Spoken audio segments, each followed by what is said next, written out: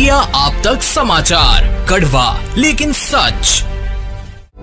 Ratanlal C Bafna jewellers, जहां विश्वास ही परंपरा है। भारत में रक्षाबंधन का अपना एक महत्व है और रक्षाबंधन से तात्पर्य होता है भाई की कलाई पर बांधा गया है। कैसा बंधन जो बहन की रक्षा की याद हमेशा भाई को दिलाता रहे।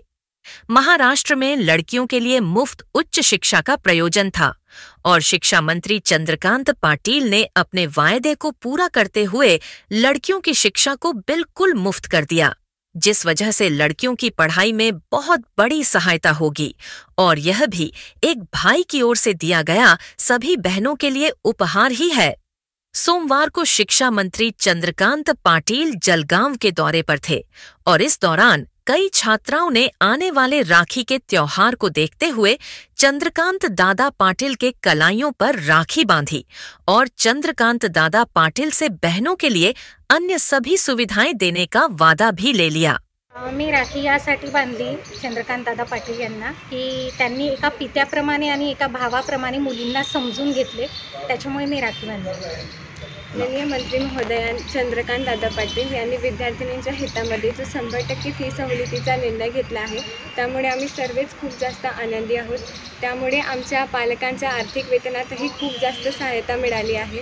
माननीय मंत्री महोदय हे जळगाव येथे आले, त्यांनी आमच्या हातून राखी बांधून घेतली, याबद्दल त्यांचा खूप खूप खूप इससे पहले भी जलगांव के सरकारी इंजीनियरिंग कॉलेज के हॉस्टल की छात्राओं को चंद्रकांत दादा पाटिल के आह्वान और आदेश पर कैंटीन में मुफ्त नाश्ते का इंतजामत किया गया था, जो लगातार चल रहा है।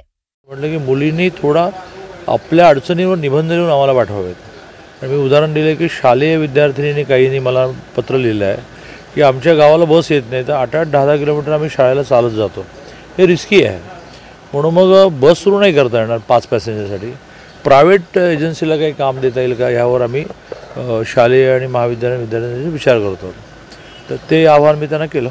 या ठिकाणी आपण बघितलं की मुलींनी शिक्षण मोफत म्हणून स्वागत केलं आपलं, पण वस्तुस्थिती जर पाहिली तर अनेक महाविद्यालय फी मागतायत, अनेक विद्यार्थ्यांची फी नाही म्हणून प्रवेश मिळत नाहीये, अशांसाठी काय महाविद्यालयांच्या मी गेले 4-5 दिवस या सगळ्या कंप्लेंटवर काम करतोय।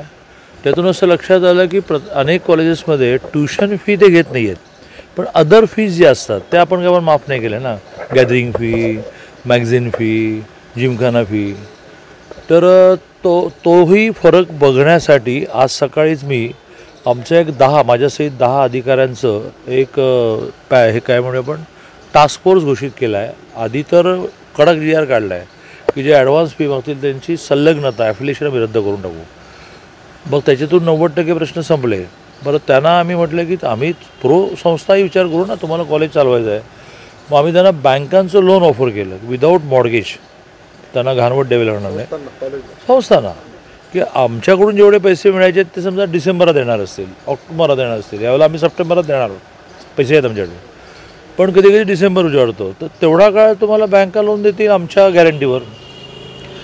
अकाउंट वेगळं काढायचं, त्याच अकाउंटला मग आम्ही भरणा करू, हो तुम्हाला काय प्रॉब्लेम आहे, असं GR काढून प्रो कॉलेजेस काही डिसिजन घेऊनही ऐकत नसतील तर आता आम्ही 10 जण बाहेर पडू आणि समजा आमचे स्टेटचे सेक्रेटरी असतो की पुण्यात जाणार, मी मुंबईत जाणार, माझे PS खानोलकर औरंगाबादला जाणार आणि दिवसभरामध्ये 7-8 कॉलेजमध्ये कळवून मी काही छापेबी मारणार नाही, कळवून येणार किंवा आम्ही येण्यापूर्वी हे सगळं करेक्ट व्हायला पाहिजे, अदरवाइज ऑन स्पॉट सगळ्यांना अधिकार असतील।